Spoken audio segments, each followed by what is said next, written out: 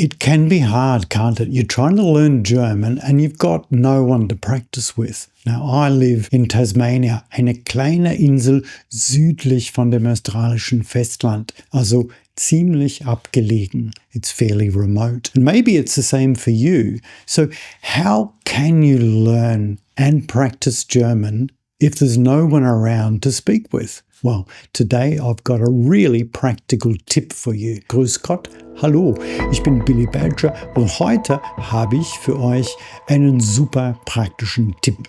I want to show you how to practice German even if you've got no one to talk to. Now, if you've been following my Substack posts, you'll know I've already given you some suggestions, but today I want to focus on one in particular, repetition with variation. This means we're going to take one really simple sentence and then practice making lots of different versions of this sentence. Wir fangen ganz einfach an. Und mit jedem Satz wird's immer nur ein bisschen komplizierter. Aber das Grundkonzept bleibt gleich. Wir wollen üben, bis wir nicht mehr darüber nachdenken müssen. We're going to start small. Imagine you're looking out the window and maybe thinking about the weather. Your starting sentence then might be, das Wetter ist schön. The weather is nice. This will be your base sentence. Now, our first step is to play with the adjectives.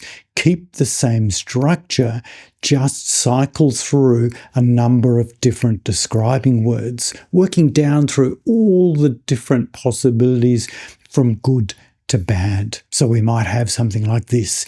Das Wetter ist schön, das Wetter ist sehr gut, das Wetter ist nicht so gut, das Wetter ist ziemlich schlecht. Das Wetter ist furchtbar. And see how quickly you can move through each of those in that order and mach nur kleine oder noch besser keine Pausen. Okay, so this is your first level of practice. Das Wetter ist schön. Our next step is to take it on a little journey around the circle. Each step adds a new twist. You don't need to do them all at once. Just go as far as feels comfortable for you. So let's first turn it into a prediction. Not das Wetter ist schön, but das Wetter wird schön sein. The weather will be nice. And since we've now got two verbs, this has set us up very nicely for using a modal verb. Try out a couple of different ones. For example, das Wetter soll schön sein. People say that it's going to be nice. Es muss schön sein. It must be nice. Es kann schön sein. It can be nice. And while we're working with modals, let's quickly whiz through the past tense versions of these as well. Das Wetter sollte schön sein.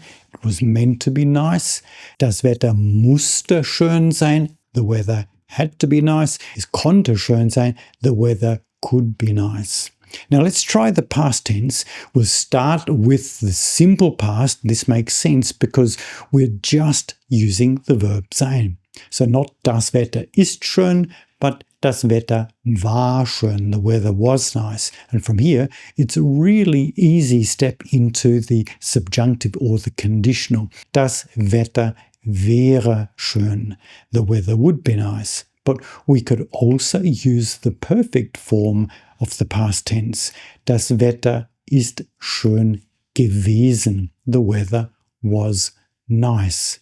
And again, the conditional form of this just needs one small adjustment. Das Wetter wäre schön gewesen. The weather would have been nice. Nun, bis jetzt haben wir nur Hauptsätze verwendet. Also probieren wir dann ein paar Nebensätze. Let's try some subordinate clauses. And here are three pretty useful ones. Ich tue es nur, wenn das Wetter schön ist. I'll only do it when the weather is nice. Ich weiß nicht, ob das Wetter schön ist. I don't know if the weather is nice. Ich hoffe, dass das Wetter schön ist. I hope that the weather is nice. And this brings us finally to the subjunctive forms. First, we've got some wishful thinking. Unser Wunschdenken. Ich wünschte, dass das Wetter schön wäre. I wish the weather were nice. Then there's our last sentence, if you're ready for it. It's reporting what you have heard from others. Hat gesagt, das Wetter sei schön. He said the weather was nice. So that's our full circle from das Wetter ist schön all the way through predictions, modal verbs, past tense, conditionals, subordinate clauses, and the subjunctive. And if you're only starting out, then you might only do the first 2 or 3. And then as you learn and improve in your skills, challenge yourself to get halfway, and all you advanced learners can challenge yourself to complete the whole circle. I'd recommend you pause here and try your own sentence before watching on. If you want to use my template, there's a link for you in the description while we move on with another verb, something I think a little bit more active. Imagine you're drinking a coffee. So your starting sentence is Ich trinke einen Kaffee. I'm drinking a coffee. Now our next step is again to turn this into a prediction. Ich werde einen Kaffee trinken. I will drink a coffee. We can use the same structure for our next form, the most common subjunctive or conditional form. Ich würde einen Kaffee trinken. I would drink a coffee. From here, it's easy to introduce a modal verb. For example, ich muss einen Kaffee trinken. I have to drink a coffee. Ich will einen Kaffee trinken. I want to drink a coffee. Next up are the past tense forms. Since we're already using modal verbs, let's put these into the past tense for a little bit of additional practice. Ich musste einen Kaffee trinken. I had to drink a coffee. Ich wollte einen Kaffee trinken. I wanted to drink a coffee. But let's move away now from modal verbs and introduce the perfect tense. Ich habe einen Kaffee getrunken. I drank a coffee. And from here, it's an easy step to the past tense subjunctive, the would have form. Ich hätte einen Kaffee getrunken. I would have drunk a coffee. And we can also use the simple past tense forms. Ich trank einen Kaffee. I drank a coffee. And if you can do that step, then the next step is pretty easy as well. This is the true subjunctive form. Ich trinke einen Kaffee. I would drink a coffee. This is less common, but good to know nevertheless. With the next levels, we move on to different sentence structures like infinitive phrases.